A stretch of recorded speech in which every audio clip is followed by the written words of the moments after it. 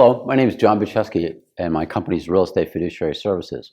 I've been a consultant to the institutional portfolio industry for quite some time, probably 20 years or more.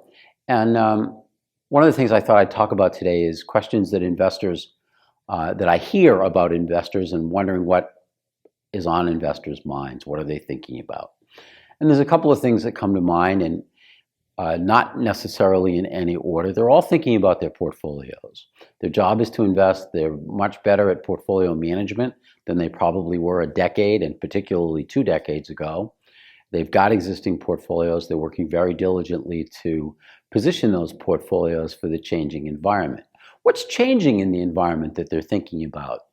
Well, here at the IREI VIP, we've had discussions about ESG and sustainability. It's very much top of mind. If you're not thinking about it, it's going to be difficult to be their partner going forward because they're concerned, they're interested, and they're sensitive to those issues. None of that is bad. All of it is going to take work. What does the ESG sort of mean to their portfolio? Well, it means that the portfolio will change. They have to reposition it a little bit. We heard one of the speakers today say that when you think about that sustainability and the ESG and the carbon requirements, the easiest way to do that is with new product.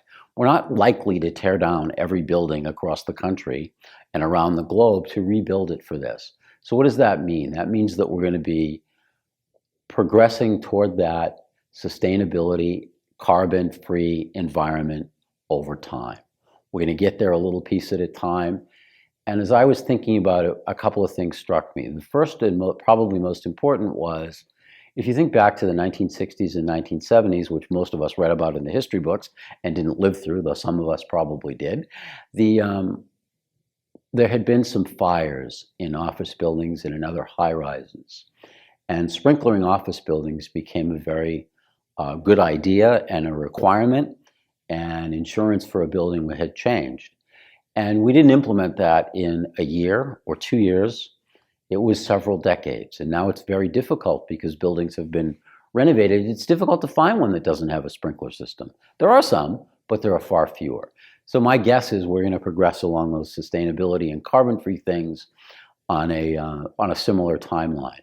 Might take longer, might be shorter because everybody's really focused on it. And I'm not sure that everybody was driven by the need for sprinkler systems, though nobody disputed it was a good idea. So that's the ESG coverage. It's coming our way. I did ask a sustainability consultant friend of mine how her view of that, and she described the sustainability and carbon-free goals, particularly as having some elements of a moonshot. So it's a little bit of that. We're going to put a man on the moon by the end of the decade type moment. Will we get there? Don't know, but we're sure going to give it the solid college try. What else are investors thinking about?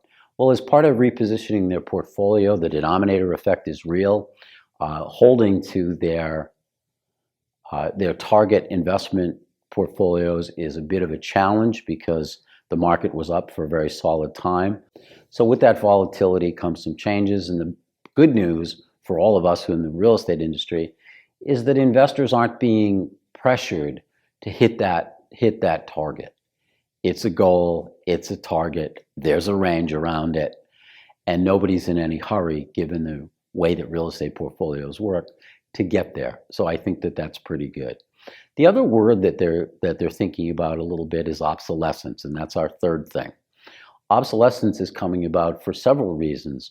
One, as we talked about the sustainability a minute ago, that creates obsolescence, or at least it brings it to the forefront, because things that worked and were state-of-the-art a while ago, when you start to overlay carbon requirements and sustainability objectives, that gets to obsolescence. What else happened to create obsolescence?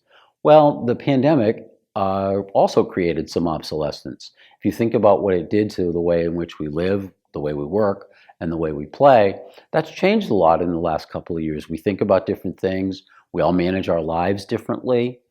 And we're going to have some obsolescence that ripples through the portfolios. Where are you going to see it the most?